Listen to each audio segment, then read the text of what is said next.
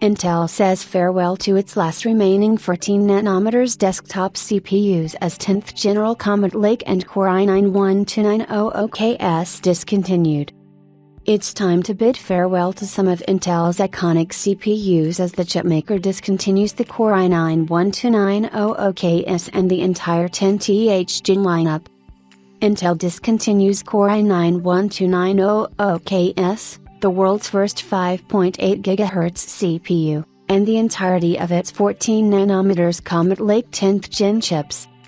Intel has just announced the discontinuation of one of the highest-end SKUs in the 12th Gen Alder Lake lineup, the Core i9-12900KS. This was a surprise because the processor is around 2 years old, which isn't much time, but given that this was a special edition release with a limited supply and release schedule, it was kind of expected. The CPU was the first to hit the 5.8 GHz clock speed mark but was outpaced by its KS successors, with the 13900KS achieving a 6.0 GHz clock speed and the latest 14900KS achieving a 6.2 GHz clock speed. Intel has yet to discontinue its 12th Gen CPUs, but it looks like we are looking at the start of things as the 13th and 14th Gen CPUs have mostly replaced them. Still, many gamers find 12th Gen CPUs to offer better value given their sweet discounted prices with plenty of performance. Still, Intel's newest PCN reveals that the firm won't fulfill new orders of the Core i9-12900KS by January 2025, and the CPU will be officially discontinued by July 2025, so there's still a year, but the demise is near.